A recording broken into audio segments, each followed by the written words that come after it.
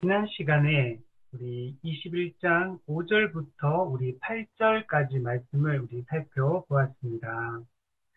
우리 5절 말씀에 보면 보라 내가 만물을 새롭게 하노라. 하나님께서 하나님 나라를 완성하실 것임을 분명하게 말씀하고 있습니다. 원래 하나님이 이 세상을 창조하시고 보시기에 심히 좋았더라. 이렇게 말씀을 하셨는데 인간의 타락으로 말미암아 인류의 대표인 아담의 타락으로 말미암아 이 땅이, 이 세상이 변질되게 되었습니다. 그래서 우리 창세기에 보면 땅이 너로 말미암아 이게 변질되고 왜곡되었다. 이렇게 말씀하고 있습니다. 아담은 인류의 대표이기도 하고 모든 피조물의 대표입니다. 그러니까 아담의 타락은 곧 모든 인류의 타락이고 모든 피조 세계 전체의 타락입니다. 그래서 이 세상이 이 처음 하늘과 처음 땅이 죄의 영향을 받고 죄의 그 결과로서 더 이상 인간에게 인간이 살아갈 풍요롭고 완전하고 이런 완벽한 이런 세상이 아니라 적대적인 이런 땅으로 변질이 되게 됩니다. 그래서 가시떨기와 이렇게 이런 웅겅퀴를 내고 사람이 살아가기에 이제는 불편한 세상이 되었습니다. 그래서 인간도 타락했고 인간으로 말미암아 모든 피조세계가 왜곡되고 변질되었습니다. 그런데 하나님께서 노아 홍수 때 무지개 언약, 노아 언약을 통해서 이 창조 세계를 다시는 홍수로 심판하지 않겠다 말씀하시고 그 언약의 징표로서 무지개를 주었습니다. 그래서 노아 언약을 무지개 언약이다 라고 얘기하는데 이 노아 언약의 핵심은 이 창조 세계를 하나님께서 포기하지 않으신다는 겁니다. 하나님이 보시기에 심히 좋다라고 말씀하셨던 이 사람과 이 피조 세계 전체를 계속 보존하시고 유지하시겠다 이렇게 말씀하고 있습니다. 그래서 이 노아 언약은 창조 언약의 재확인이라고 얘기할 수 있어요. 그래서 창조 세계 전체를 보존하고 유지하고 그런데 이 보존하고 유지하는 게 타락한 상태로 영원히 존재케 하겠다 이렇게 말씀하신 것이 아니고 회복시키겠다. 이 처음 하늘과 처음 인간의 타락으로 변질된 이 세상을 다시 새롭게 하겠다. 이걸 우리는 갱신이라고 표현합니다. 그래서 피조세계, 그래서 우리가 21장 1절에서 처음 하늘과 처음 땅이 새 하늘과 새 땅으로 재창조되는 걸 볼 수 있습니다. 기존에 있던 이 세상을 새로운 세상으로 질적인, 완전한 질적인 변화를 일으켜서 하나님 보시기에 심히 아름다운 세상으로 만들겠다 말씀하신 겁니다. 로마서 8장에서 피조물이 지금은 탄식하고 하나님의 아들들, 즉 교회가 완성되기를 지금 고대하고 있다. 왜냐하면 타락한 인류의 회복이 이루어질 때 이 피조세계의 회복이 이루어지기 때문에 그렇습니다. 그래서 피조물들도 회복되기를 고대하고 있다. 이렇게 말씀했고 그게 예수님 재림 때 실제로 성취가 되는 겁니다. 보라 내가 만물을 새롭게 하노라. 이 새롭게 하는 것은 카이노스, 헬라어로 카이노스, 기존에 있던 것을 새롭게 질적으로 변화시키는 것. 완전하게. 이걸 카이노스라고 합니다. 이 새롭게 하는 또 다른 단어가 네오스라고 있는데, 이 네오스는 기존에 있던 것을 폐기 처분하고 완전 새로운 걸 창조하는 걸 네오스라고 새롭게 한다라고 표현하고, 기존에 있던 변질된 것을 질적으로 변화시켜서 완전하게 만드는 것을 카이노스라고 합니다. 그래서 내가 만물을 새롭게 한다. 새하늘과 새 땅을 창조한다. 이거는 카이노스입니다. 근데 기존에 하나님이 창세기 1장에서 말씀하셨던 그 보시기에 심히 좋았던 이 세상, 그날 인간의 타락으로 변질되었던 이 세상을 다시 갱신시키고 새롭게 하겠다. 이것이 바로 하나님의 나라가 된 겁니다. 이것이 하나님의 백성이 삼위 하나님과 함께 또 선한 천사들과 함께 영원히 살아가게 될 하늘나라, 천국, 하나님이 통치하는 나라. 이 나라를 지금 만드시겠다라고 말씀하셨고, 이 말은 신실하고 참되니 기록하라. 신실하고 참되다. 하나님은 이 말씀을, 약속의 이 말씀을 완벽하게, 완전하게 이것을 성취하실 것을 말씀하고 있습니다. 그래서 6절에 보면 이루었도다. 이루었다. 우리 예수님께서 십자가 못 박혀 죽으실 때 다 이루었다. 이렇게 말씀하십니다. 예수님의 초림 십자가 사역이 십자가 죽음을 통해 죄 문제를 확실하게, 완벽하게 문제를 해결했습니다. 그래서 사탄을 결박하고 하나님의 통치가 임하게 했습니다. 그래서 예수님이 십자가 못 박혀 죽으실 때 다 이루었다 하시고 숨을 거두십니다. 근데 아직 모든 게 완성된 상태는 아니에요.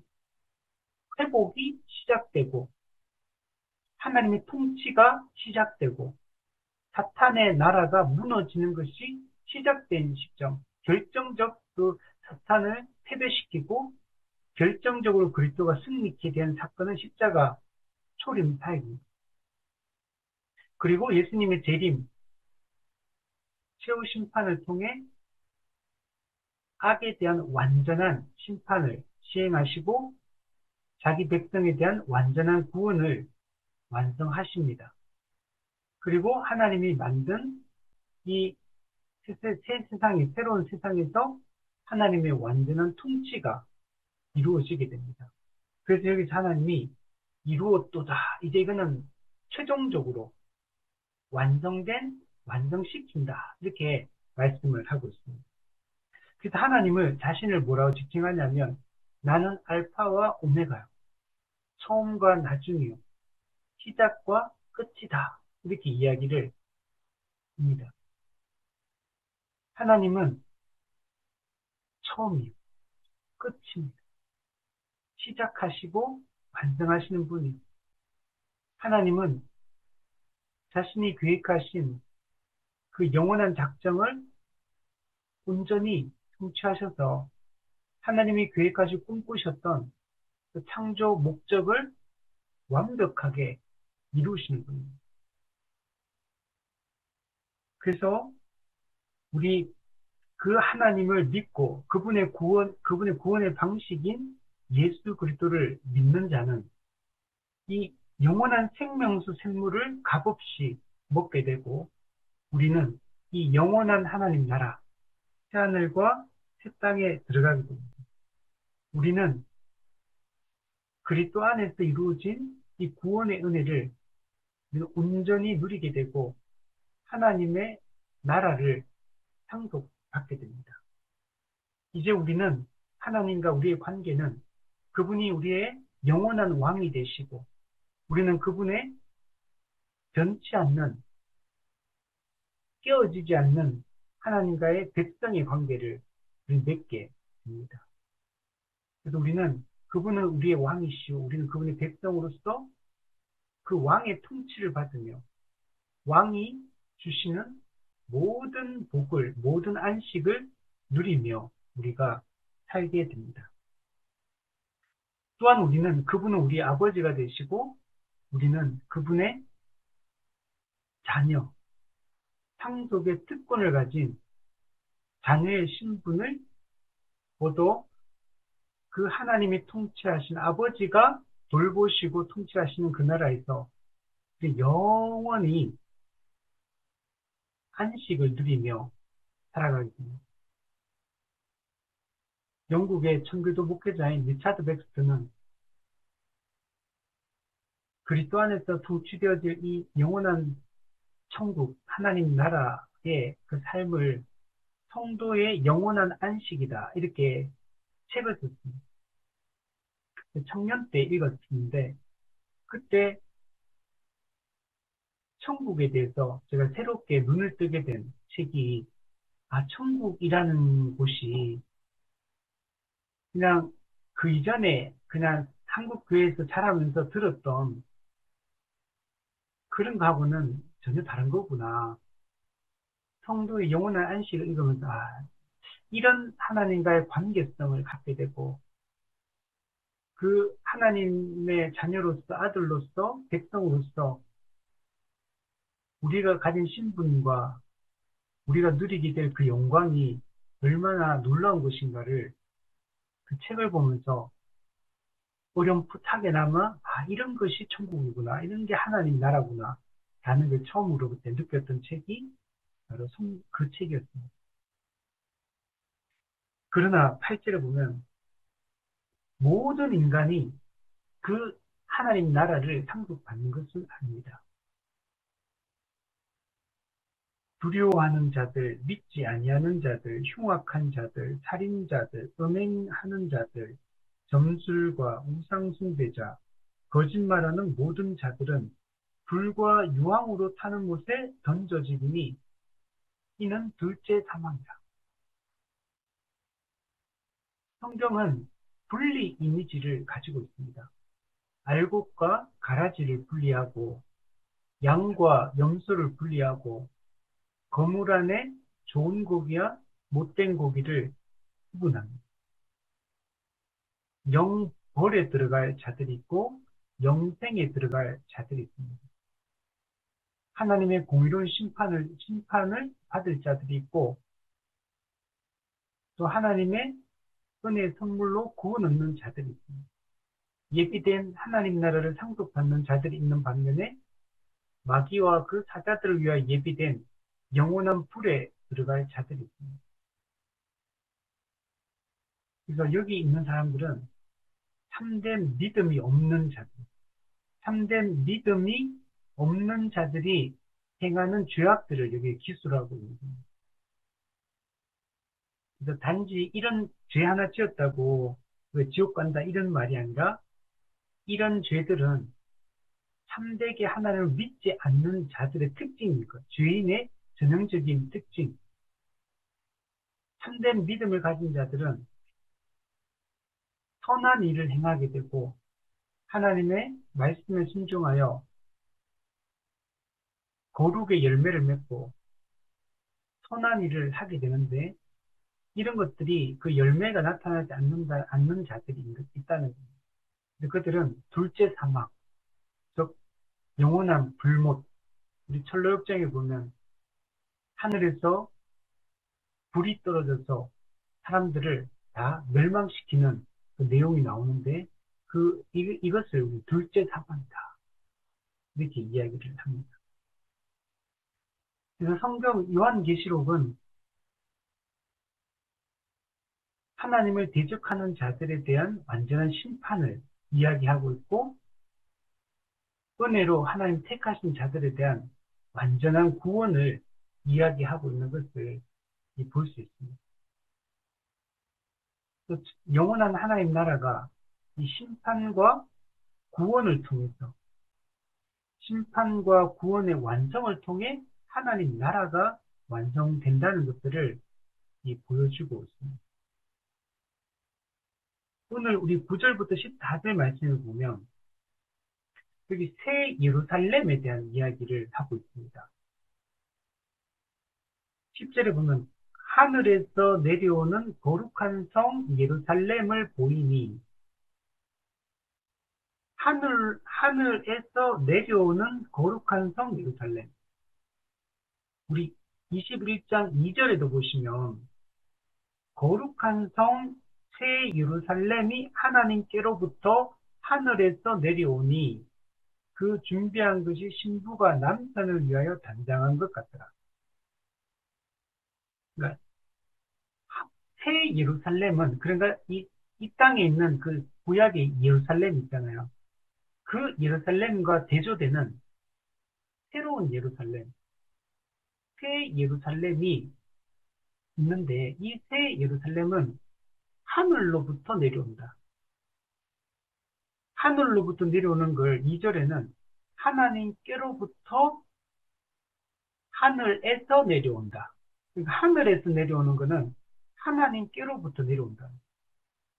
그러면 이 새 예루살렘은 사람에 의해 만들어진 게 아닌 겁니다.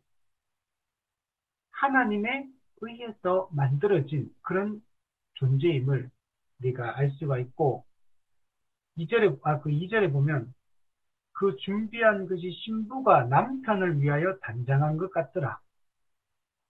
신부가 남편을 위하여 단장했다. 그것 같다. 그럼 이 새 예루살렘은 누구를 지칭하냐면 신부를 지칭하는 거예요.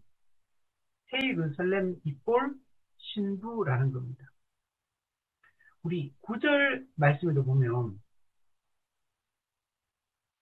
7 대접을 가지고 마지막 7 대접 재앙을 담은 7 천사.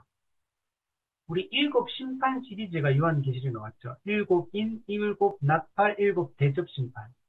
그 7 대접 심판의 마지막 7번째 천사가 사도 요한에게 말하는데, 이리 오라. 그리고 뭔가를 보여주는데, 신부 곧 어린 양의 아내를 네게 보이리라. 여기서 7 대접의 마지막 7번째 천사가 신부 곧 어린 양의 아내. 우리 성경에서 어린 양이 누구를 상징합니까? 어린 양 예수 그리스도. 우리 6월절 어린 양 대신 예수 그리스도. 6월절 어린 양이 피를 흘려 구약의 이스라엘 백성들이 그 출애굽할 때 장자의 죽음에서 그 죽음을 면하고 살리심을 받듯이 어린 양 예수 그리스도의 피 흘림, 어린 양 예수 그리스도의 십자가 희생, 화목제물 대신을 통해서 우리가 구원을 받게 되죠. 그래서 그런데 이 어린 양 예수 그리스도의 아내가 있다. 아내. 신부 곧 어린 양 예수 그리스도의 아내.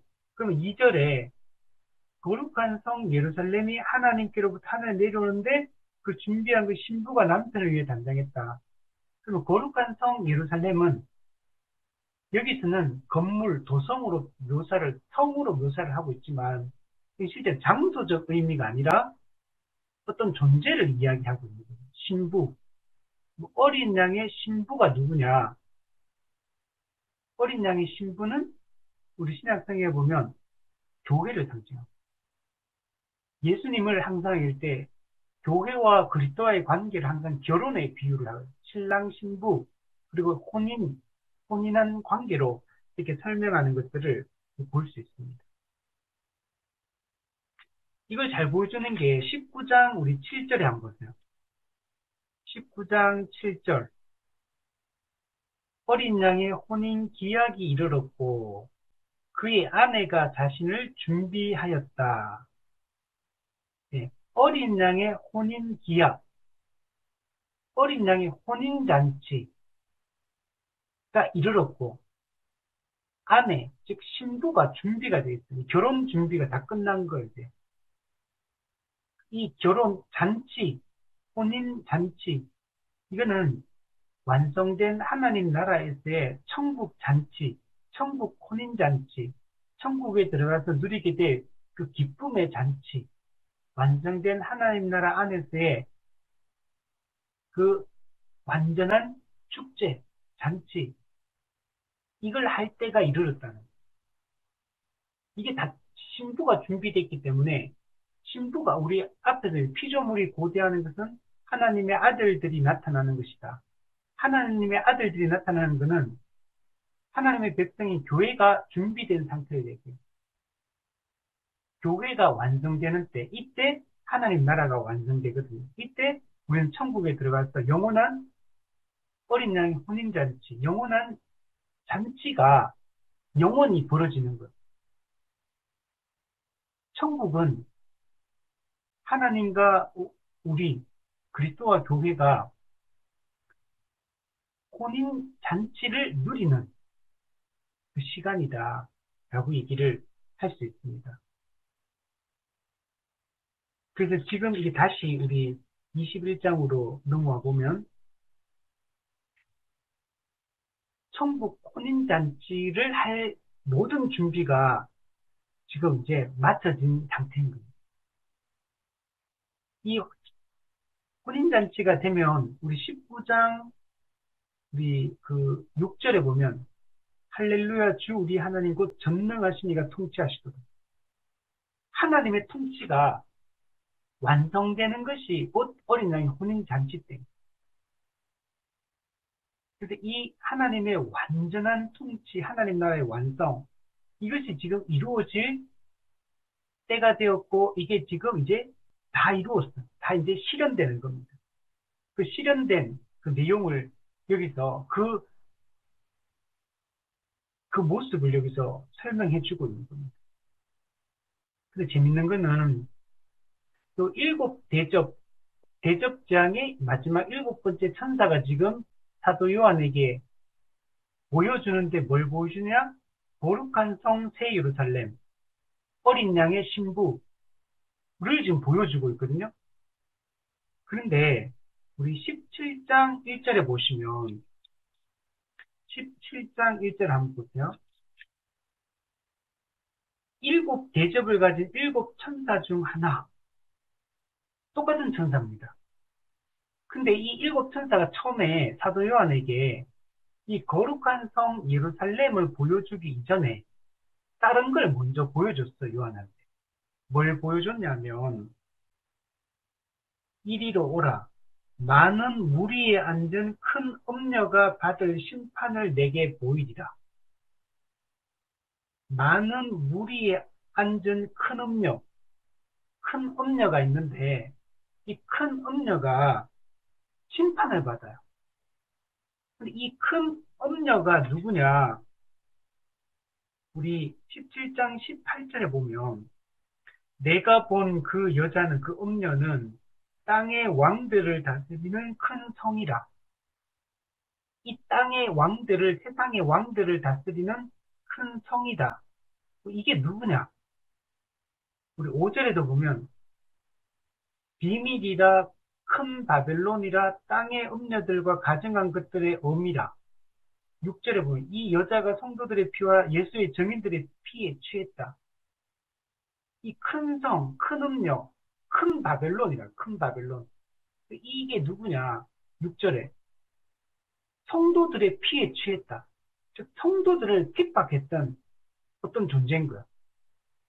이거는 이 세상을 상징합니다. 교회를 대적하고 교회를 박해했던 큰 음녀, 큰 성, 큰 바벨론. 근데 이게 어떻게 된다고요? 이게 심판을 받는데요.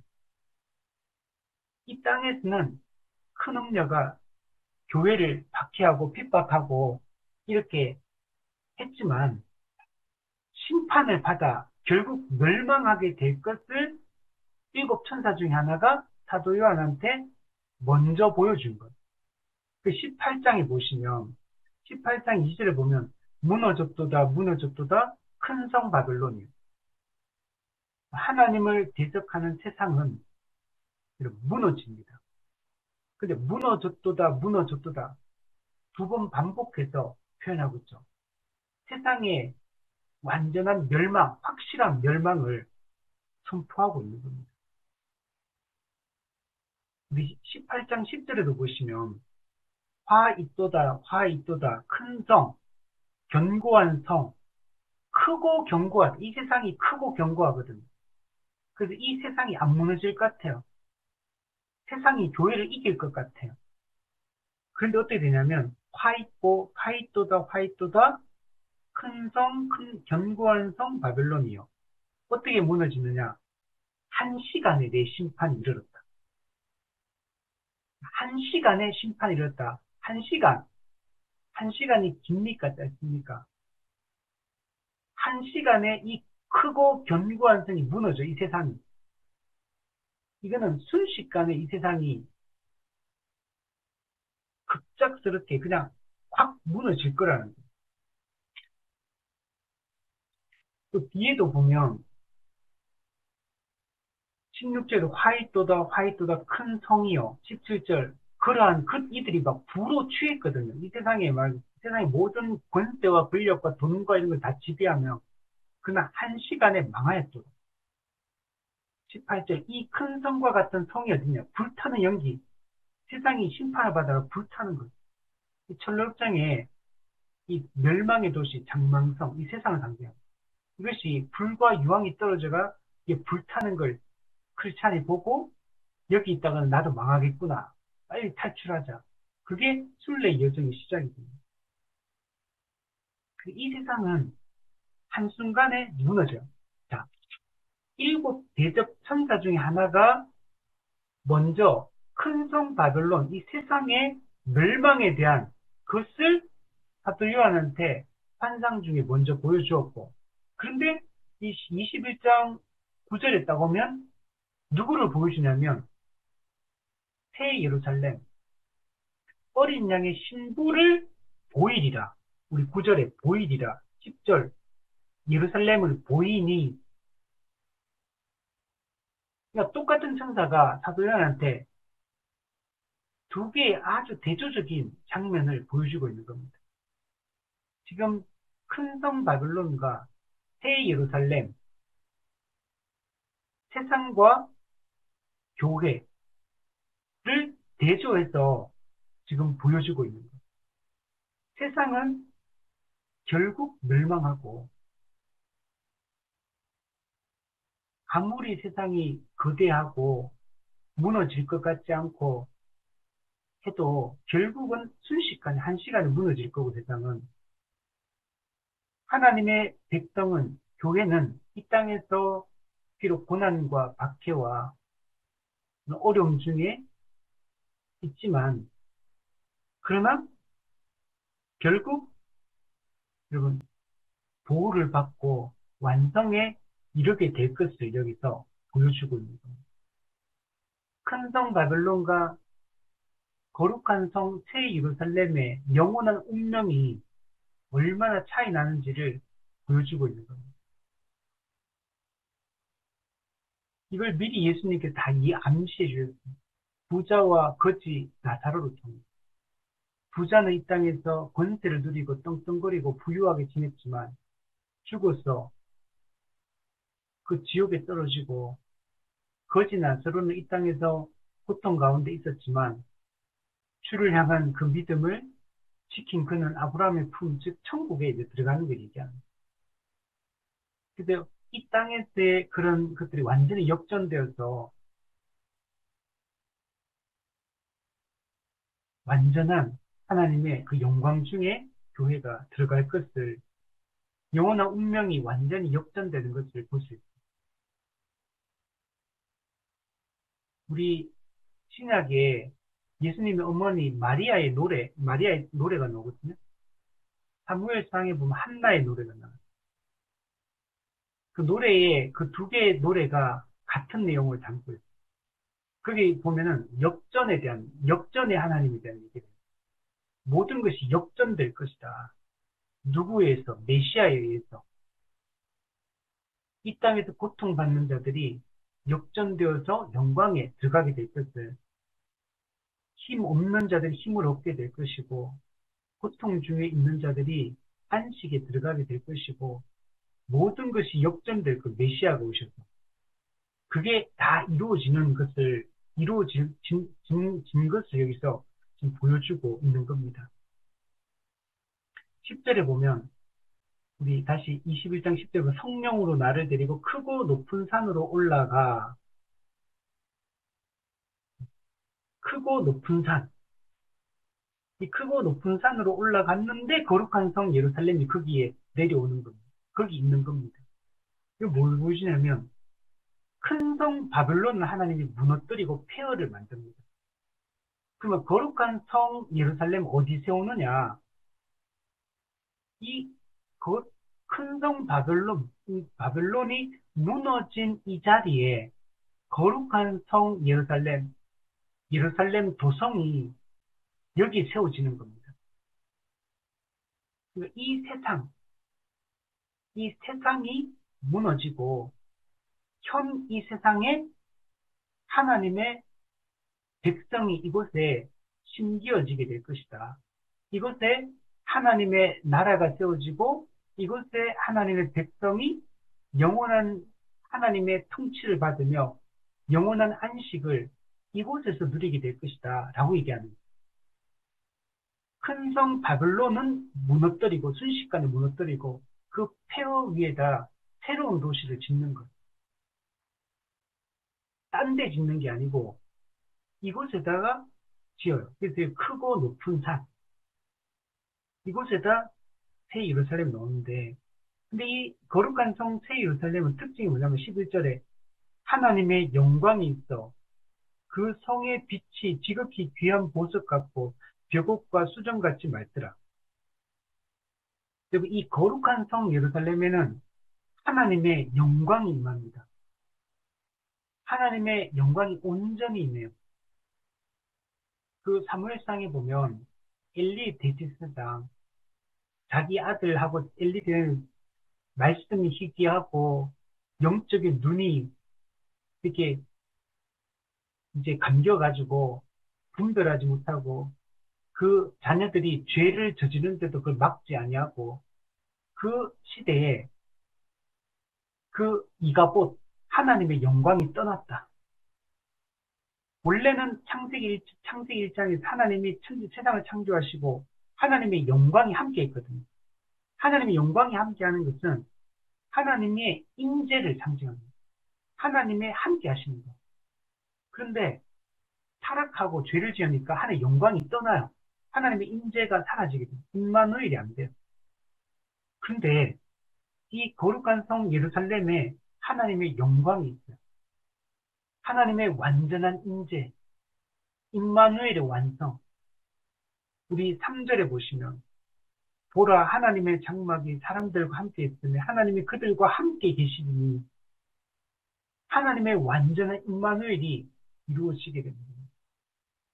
그래서 그 성의 빛이 지극히 귀한 보석과 벽옥과 수정같이 맑더라.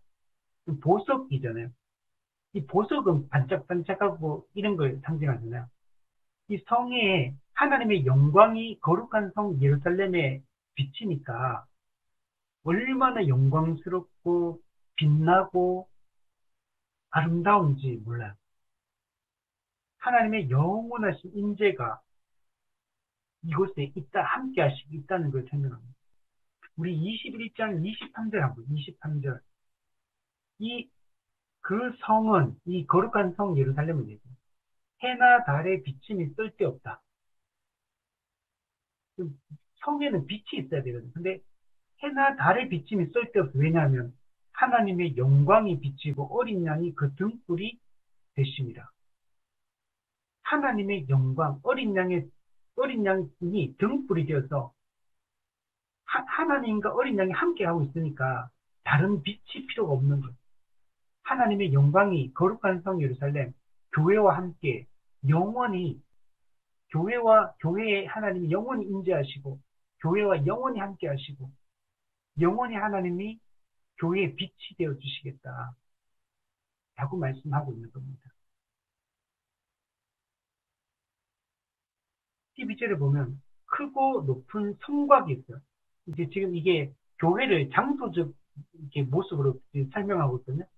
크고 높은 성곽이 있어요. 그러면 성곽은 뭡니까? 성곽. 어떤 성의 이제 성벽 같은 성벽.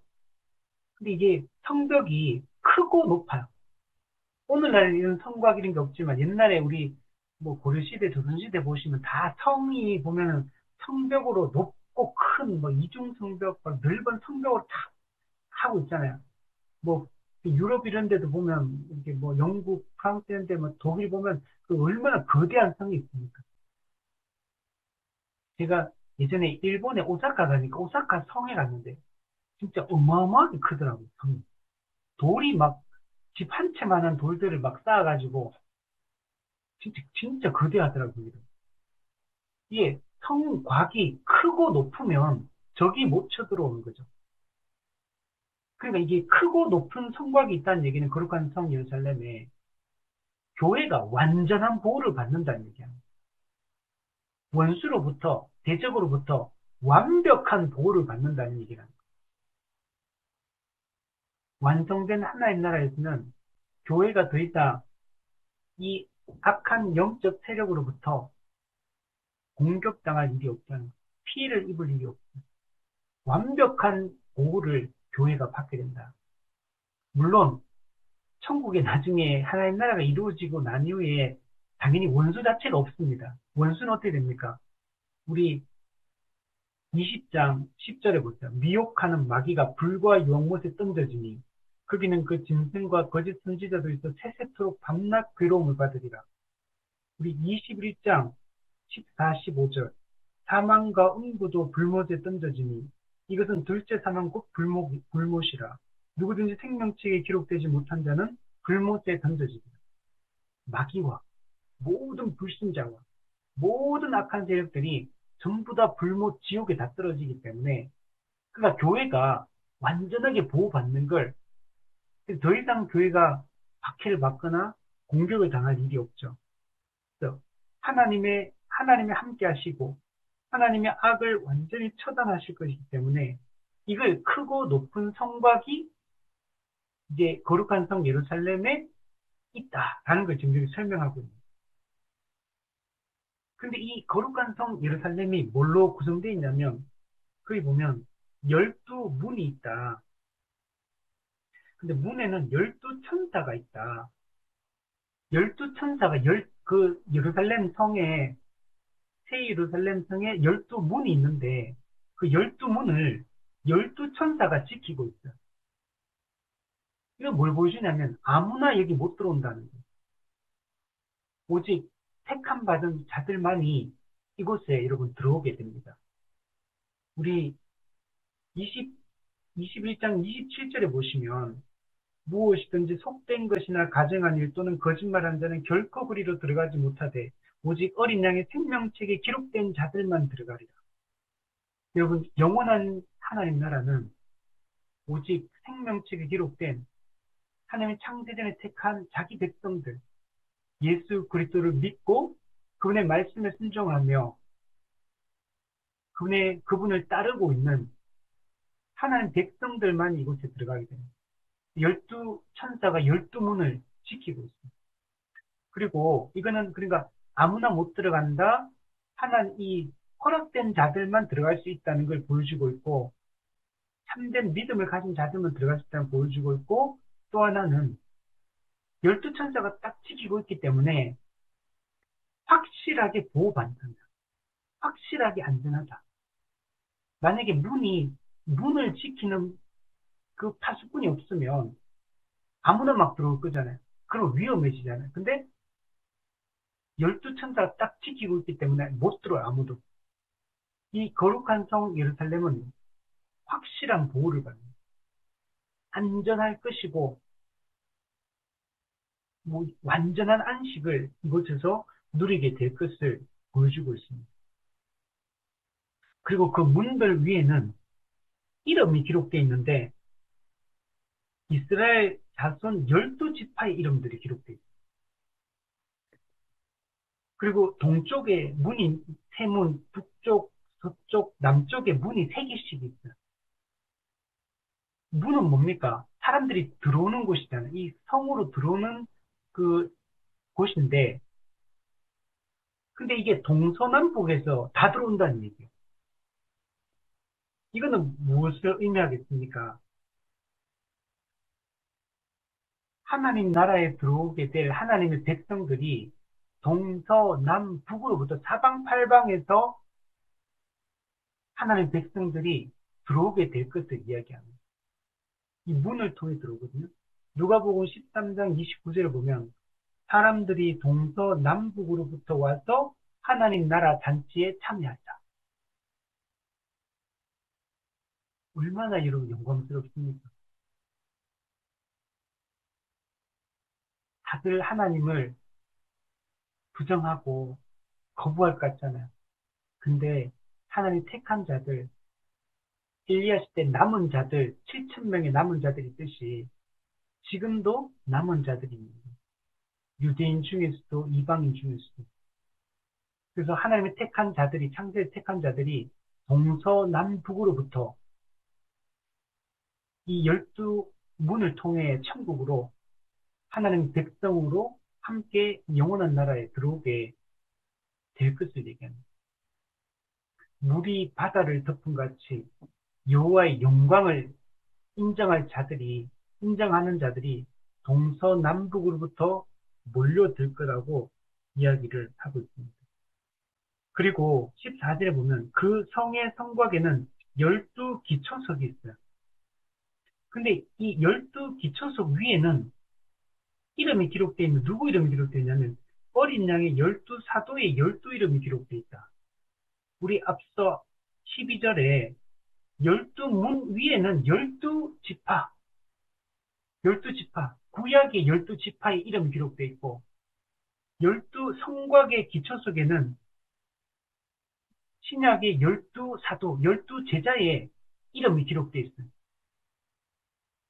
그러니까 12지파, 12사도의 이름이 여기에 12문과 12성곽의 기초석에 기록되어 있다는 얘기는 이 거룩한 성 예루살렘이 구약 12지파와 신약 12사도의 기초 위에 거룩한 성 예루살렘, 즉 교회가 세워진다는 걸 얘기하는 거예요.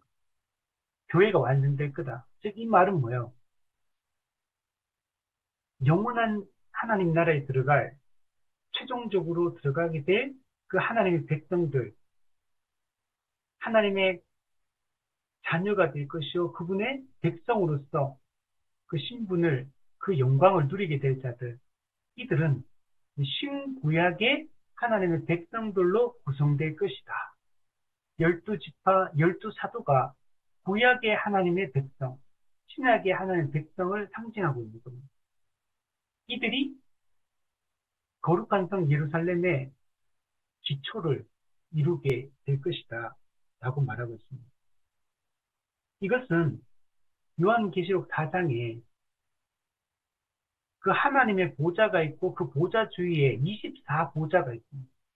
그리고 24보좌에는 24장로가 거기 앉아 있습니다.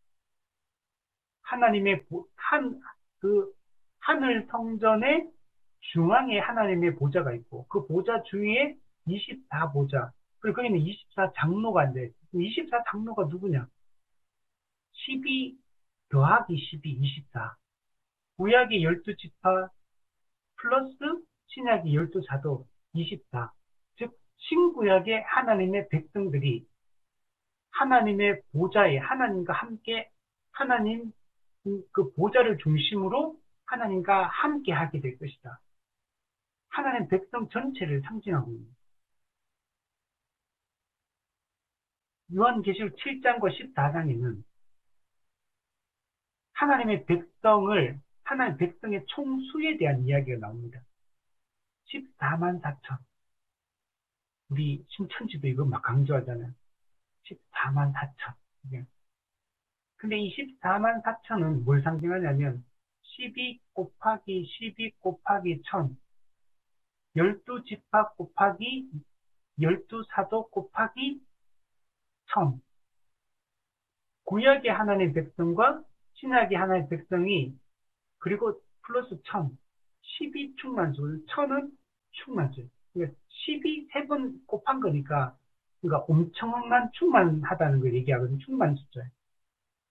그래서 신구약의 하나님 백성의 충만한 숫자들, 그들이 완성된 하나님 나라의 백성, 구원받는 하나님의 백성, 하나님 나라의 총 숫자, 딱 고정된 총 숫자, 14만 4천이 상징하고 있는 거예요. 그래서 요한계시록에 아무도 능히 셀 수 없는 거룩한 흰옷을 입은 무리, 이게 완성된 하나님의 백성, 교회의 모습이에요.